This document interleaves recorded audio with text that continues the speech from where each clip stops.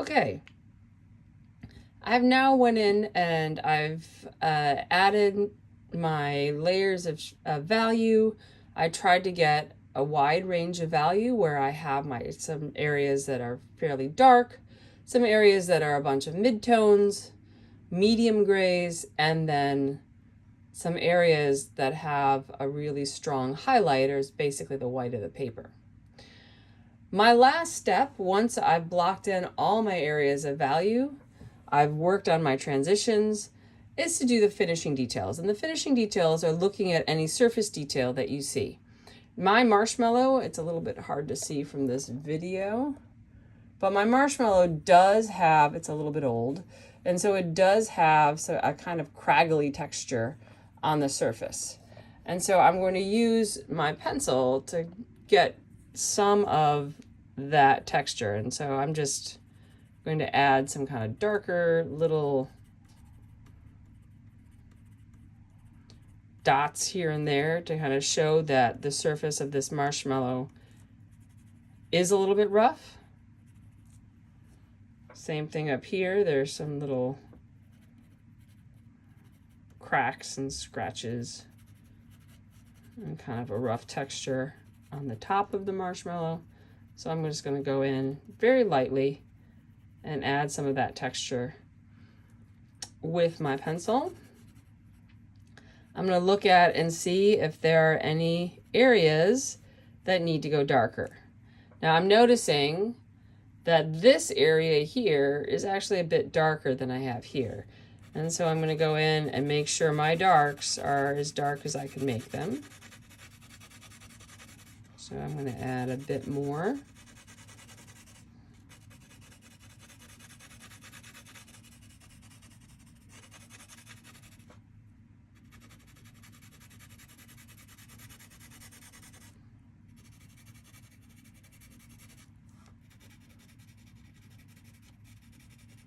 A bit more shadow up here as well.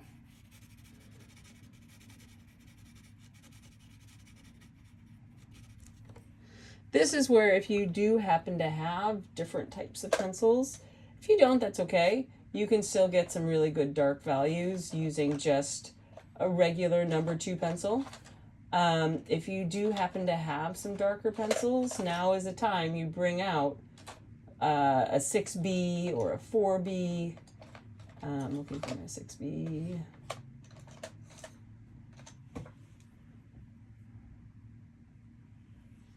Okay, here we go. It's a little darker.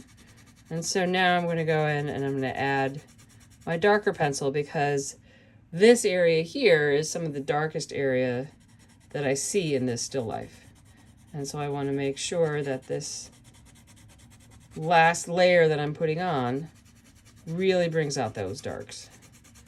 But again, I'm not using a lot of pressure. I'm just using a different pencil, and I'm also just using lots of layers.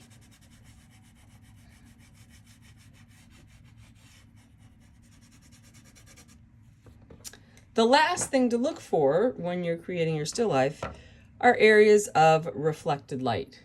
Now, if you notice, if you look closely in this part of the marshmallow, it's darker at the top, but at the bottom, if you notice, it gets a little bit lighter. And so I want to make sure I take my eraser and I'm going to go in and I'm going to erase that area of reflected light. And reflected light is simply just the light of my spotlight I have reflecting, bouncing off of the surface, and then hitting the edge of that marshmallow.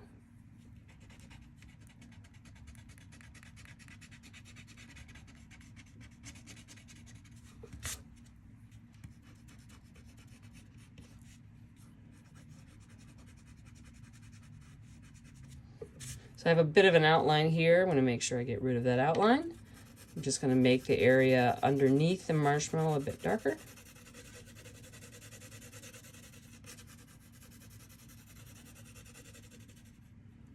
And then the very last thing is if I have any fingerprints or smudges, I'm going to go in with my eraser and re-erase the highlights that I see so those are nice and clean and white.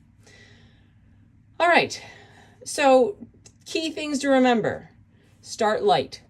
Your sketch should not be that dark. Build your values up slowly, layering your pencil using medium pressure. Don't press down too hard. Use short overlapping pencil lines, varying the direction.